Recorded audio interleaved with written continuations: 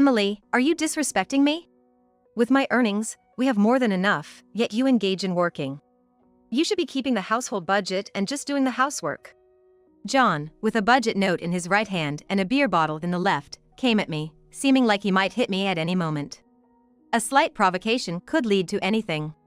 In that situation, I placed my smartphone in front of the computer, slowly lifted the corners of my mouth into a smirk, and calmly began to speak. Are you sure you should be saying that? You're done for. Right after, cold beer poured down my head. I stared blankly at the dripping drops. John, holding the beer bottle upside down, said this. How's that? Cool your head, haven't you? You act all high and mighty. Slaves should quickly prepare dinner. John was smirking menacingly, exerting pressure on me. But I wasn't shocked by this. Because everything was expected. I was already prepared to bring him down to hell. Shivering with my body wet from the beer, I took the smartphone placed in front of the computer. Now it's your turn to tremble. Look at this. What, you're commanding me now? I'm exhausted from work. I don't have time to play along with your hobby. John, grumbling, looked into the smartphone and suddenly turned pale, starting to tremble. What appeared on the smartphone was the furious face of my father. John still held the beer bottle, and I was completely soaked. Surely, my father could clearly see us. Hey, what's all this? Why is he here? I told you, I was working. What I want to know is why your father is appearing on the smartphone. I decided it was time to patiently explain to my clueless husband. That's because I was asked to help with my father's company work from home. I was working while on a video call with Dad. What? You never mentioned such a thing. You hid something so crucial. I was completely unaware. This is bad, being seen by him like this. John was complaining with his voice, but he was cut off by my father's angry shout. Hey, John. Is there anything else you wish to say? Hearing the clearly angry voice of my father made John shrink. No, it's not like that.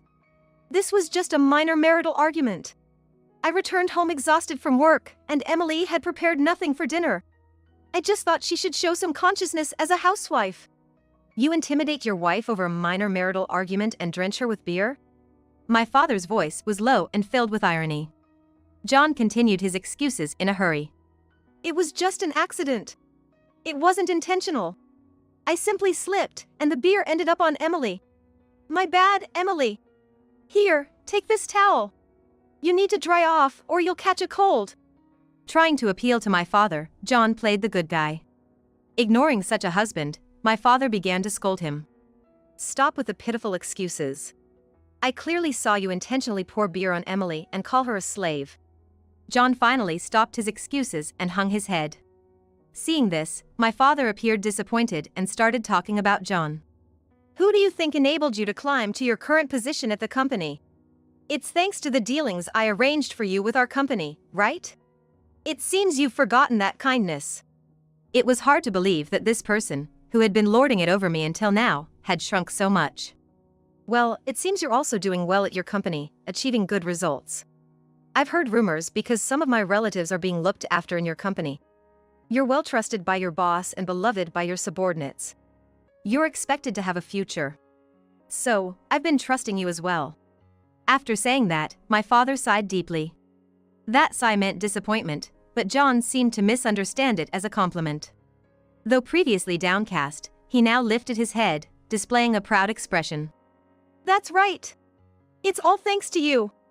Thanks to the business dealings with your company, my sales performance has been top-notch. I'm being eyed by my boss as a future executive. Boy, am I lucky to have such an outstanding partner.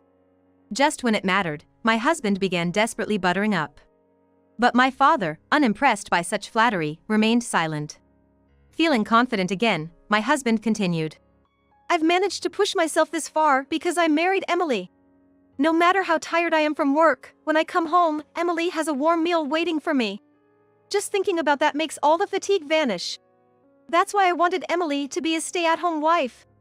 It's precisely because there's a housewife who perfectly handles the housework and takes care of me that a man can give his all outside. He seemed unstoppable once he started talking. Astounding, the way he lines up such convenient lies. In return, I don't want Emily to face any financial difficulties.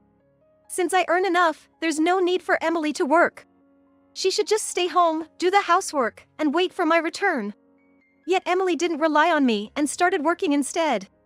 I felt a bit of loneliness because Emily didn't depend on me, so I ended up raising my voice in anger. Hearing my husband's strained excuses, my father didn't look convinced. Instead, he became even angrier. Excuses are the only thing you're good at, huh? Just like a top-class salesman. I must have been deceived by you until now. However, the world isn't so sweet that such excuses will always work. The plating wears off eventually. If you have anything else to say, I'll listen later. I'm coming over right now, so get ready. With those stern words, my father hung up the phone unilaterally. Immediately afterward, my husband turned back to me. His eyes were glittering with anger. Pulling a stunt like this. Listen, you tell your father that you were all wrong and explain yourself. My husband threw the beer bottle he was holding onto the floor. Immediately after, a loud crash as the beer bottle shattered across the floor. It's unpredictable what an angry husband might do. He always yells and throws things when angry. Fearing such a husband, I had complied with everything he said up until now. Yes, just like a slave. But that was only until today. I've been preparing to bring this good-for-nothing down to hell. What are you talking about? My firm words made my husband falter for a moment. He must have never dreamed that I would talk back. However, he quickly returned to his usual expression. A slave shouldn't talk back. You're my property. Your father isn't watching right now, so I can say whatever I want. Get the apology letter ready if you understand. A slave? Who do you think you're talking to? I'm not writing any apology letter. Faced with my refusal, my husband finally lost it. You think I don't care what happens to my position at the company? Your lifestyle depends on my job. It's thanks to me that a slave like you can live in such a nice house and eat good food. Do you understand that? If you don't write an apology, then let's get a divorce. You sure you can say that? You're gonna regret it. My non-compliance, unlike usual, only increased my husband's anger. How are you planning to live if you leave me? You can't live on your housewife's playtime working. If you're without me, you'll end up on the streets. You'll regret it. My husband's favorite line came out. The condescending attitude that because he works, he is superior. The outdated idea that because he works, he is better than me. In fact, I wanted to continue working after marriage. The fulfillment and satisfaction from working and earning can only be found through work. I loved my job and was needed at my workplace. However, I listened to my husband's wish that he really wanted me to quit my job and take care of the home, and I became a stay-at-home wife. I loved my husband and wanted to support him. But my husband trampled all over my feelings without a care. He thinks only of himself and sees me as nothing more than a convenient housekeeper, no, a slave. Staying with this person would only make me unhappy. I didn't marry to become his slave. I can't forgive him, I'm determined to get revenge. And so, I made my final preparations, waiting for my father's arrival. About 10 minutes later, the doorbell rang, signaling my father's arrival. He must have rushed over, as he seemed out of breath on the camera. Before my father entered the living room, my husband gave me a final warning. You got everything prepared, right? Yes, I've got everything prepared. I quietly answered, looking into John's eyes. Father entered the living room and sat down on the sofa. John and I sat opposite him. Let's hear a clear explanation about what happened earlier. My father's commanding voice made John shiver.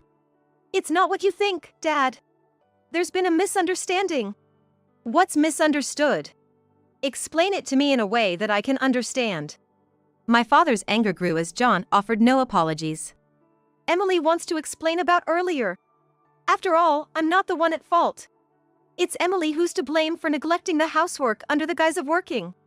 Show him what you prepared, Emily. Prodded by John, I took what I had prepared.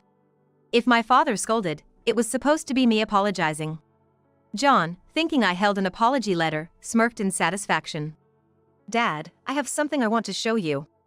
I spread out the documents on the table. John's expression changed instantly. What is this? What I spread on the table was a divorce paper. I'd found a lawyer. You said, if you don't write an apology letter, let's divorce, right? So, I prepared the divorce papers. You said that to my daughter? Really, what kind of person are you? John panicked, faced with an unexpected turn of events. It's not like that. I didn't mean it like that. I just wanted to teach Emily a lesson for neglecting her duties and talking back to me. Besides, Emily's salary wouldn't cover living expenses, right? Just working like it's some housewife's hobby won't maintain our stable lifestyle. I don't want to see you struggling, Emily. Just take a moment to cool off and think. John looked at me with a supposedly concerned face. But I was no longer fooled. This was just superficial kindness. My husband, who is approachable and has good manners, is considered kind and dependable by society. I too thought the same until we got married, and I was drawn to such a husband.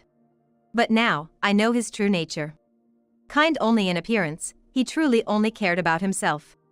He would hurt others without a second thought if it served his interests. I refuse to be his slave any longer. Working from home is just a housewife's hobby? I'm your slave? Ridiculous. Remembering all the times he mistreated me, my anger surged. I shoved my pay stubs in front of John's face. A hobby like working? Can't live off that, you say? Take a look. My salary has long surpassed yours, hasn't it? Seeing the pay stubs, John turned pale. My salary far exceeded his. I could live comfortably on my earnings alone. Unable to comprehend, John fell silent, my anger unabated. What now? Can you still say working from home is just a housewife's hobby? Can you manage to earn this much and also handle all the housework? I don't think so. You're already overwhelmed with your job, let alone housework. Go on, say it. Who would be troubled by a divorce? I certainly won't be. I've got a decent income, and I manage the housework just fine. But how can this be? Why? John shook his head, unable to accept the truth. He had always dismissed my work as mere housewife's play. He never imagined that I was earning more than him. I've been helping out at Dad's company as he requested. After we got married, you changed completely, treating me not as a partner but as a slave to take care of you. You demanded perfection from me while doing nothing at home yourself. Bring your own underwear and towels to the bathroom. Don't be so spoiled. Stop making me do everything. What are you saying? It's normal for a stay-at-home wife to do that much. My husband, unaccustomed to me talking back, was clearly shaken. Don't be ridiculous. I'm not your slave. I wanted to be seen as an individual, as a partner. Because you were like that, I was preparing for independence, considering divorce as a given. I kept it hidden from you, especially since you'd casually say, working from home is just a housewife's hobby. I also heard about the situation from Emily. At first, I couldn't believe it because my impression of you was of a kind and competent man. But after seeing the messages where you were blaming my daughter, I began to doubt your character. That's why I advised her to prepare for a divorce. Just starting a divorce out of the blue would put my daughter at a disadvantage. So, I told her to become financially independent first before considering divorce. Hearing my father's words, John buried his head in his hands. If disowned by my father, his position in the company would become precarious. He must be worried about that. He started making desperate excuses, but it was too late. So, that was the situation, huh? But, Dad, as I said before, it's a misunderstanding. I've never treated Emily as a slave. Today was just an accident. There were various things at work. I came home exhausted and Emily hadn't done any housework, just sitting at her computer. I just snapped. Emily has often neglected housework, claiming she's working from home. I was just trying to give her a small lesson. Normally, I do help with the housework too. And our marital relationship is good, right, Emily? While he said this, he tried to grab my hand, but I brushed it off. Listening to his disjointed excuses made me want to laugh. What kind of nonsense are you spouting? Just today?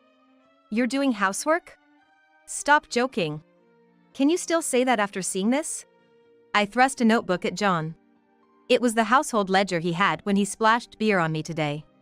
Actually, this wasn't a ledger I was keeping at his request, but a notebook where I recorded his bullying. It detailed how he treated me like a slave. I had to prepare meals and clean the bathroom to match John's return time. No matter how late John came home, I couldn't eat or take a shower before him. I had to be by his side pouring drinks while he ate. If I broke any of the meticulous rules he set, he would fly into a rage and blame me persistently. Being hit by thrown objects or drenched in beer was an everyday occurrence. By the way, John himself never touched the ledger. He never checked its contents. To him, making me keep a ledger was meaningless, just one of the ways to bully his wife. So, John was unaware of what was written in it. And now, reading the notebook that recorded his misdeeds, John turned pale and lost his words. "Hey, you see this? Should I read it for you?" Today, he threw a beer bottle at me because he came home early, and dinner wasn't ready. Blood came out from where it hit my forehead, but he just laughed. Planning to go to the hospital tomorrow. The scar from that time is still there. Want to hear more? No, that's enough. By the way, I've shown this to Dad. Was it the day before yesterday? You yelled at me to quit working immediately. Next time I find out, you won't get away with it. I told Dad about that. He was worried, so we had a video call today to expose your true nature. Such a thing! John tried to continue making excuses, but he couldn't find the words and fell silent. Do you have anything to say? Well, I'm not inclined to listen to your excuses anymore. In front of my father's sarcastic gaze, John shrank and turned pale. The fact that you've been unreasonably bullying Emily is an undeniable truth. The notebook Emily kept is evidence, and I saw it with my own eyes today. Moreover, you've been spreading lies as if Emily were to blame, deceiving everyone around you. Do you realize how foolish that is? Father's yelling filled the living room. John must have realized that no more excuses would work. He stood up from the sofa. I'm terribly sorry. It's all true. Please forgive me. But it was too late for that. My father coldly said to John, such actions will not excuse what you've done. You'll have to atone for the pain you've caused Emily. I'll report your true nature to your company. Appropriate action will be taken. Upon hearing my father's words, John finally broke down and cried. Please, spare me that. If the company finds out, I'll lose my position. Even now, after all that, John's words showed he was only thinking of himself. I was utterly disgusted. Please, I beg you. Come on, Emily, plead for me too. We're a couple, aren't we? What are you talking about? I have no intention of continuing this marriage with you. And it's useless to ask Dad for anything. I scoffed at John. After all, he was just this kind of person. He only thinks about himself, lashing out at weaker individuals. When he realizes someone is stronger, he quickly changes his attitude and starts groveling. He chose me as a marriage partner because he thought I would be docile and submissive. Thinking about how I've been oppressed and hurt by such a husband brought fresh anger. I decided to confront John with my final card. You always claim to be a competent person, but it seems that's not the case. You've been buttering up your superiors and bossing around your colleagues, right? Moreover, you've been pawning off your own work on them and stealing all the credit, haven't you? What? Emily? That's news to me. I haven't heard of such a thing. My father opened his eyes wide in surprise. Yes, I hadn't told you yet because the investigation was still ongoing. But what I said earlier is true. You know a relative who works at the same company, right? There has been a whistleblower from that relative. It seems several subordinates have been overburdened with an insane amount of work, leading to continuous overtime. They said if the work wasn't finished, they'd get yelled at and constantly berated by him. Apparently, many of his colleagues have either fallen ill from stress or quit because of him. When we looked into it, his true nature was revealed. It seems he's the only one who thinks he's competent. The company has had a poor opinion of him for a while now. The people at the company had already begun to realize his true nature, and his misdeeds are already known among our relatives. They all said they're cutting ties with him. You are such a terrible person. John began to tremble as he realized all his misdeeds were exposed. Even in such a state, he clung to me. Emily, I was wrong. Please, just not a divorce. Speak on my behalf to the company. If things stay this way, I won't be able to survive there. If I get fired, you know, you'd be in trouble too, right? Please, I'm begging you. You brought all this on yourself. I have nothing to do with it anymore. I'm done being treated like a slave. Whether you get fired or end up homeless, I don't care. We're getting divorced, so just sign the divorce papers quickly. You're going to live on my own from now on. I threw my final words at John, who could only think of himself.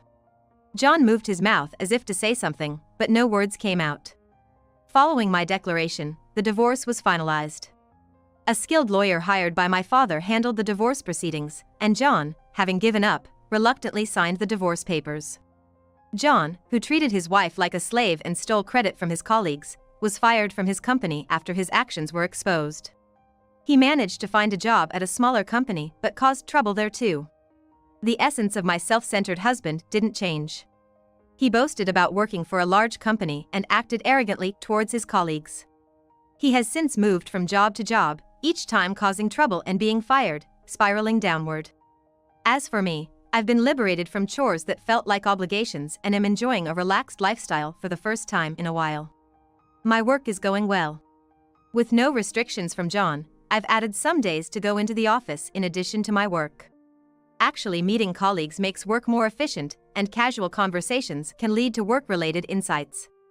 Dad, thank you for everything. I really wanted to show you a grandchild, but I'm sorry. I spoke to my father's back in the living room of my childhood home. The most important thing is your happiness. You're still young. There will be plenty of opportunities ahead. I just want you to be happy. My father turned around and replied with a smile. After such a painful and difficult marriage, I'm not ready for another one anytime soon. But if I were to marry again, I'd want to be with someone who sees me not just as a wife, but as a woman.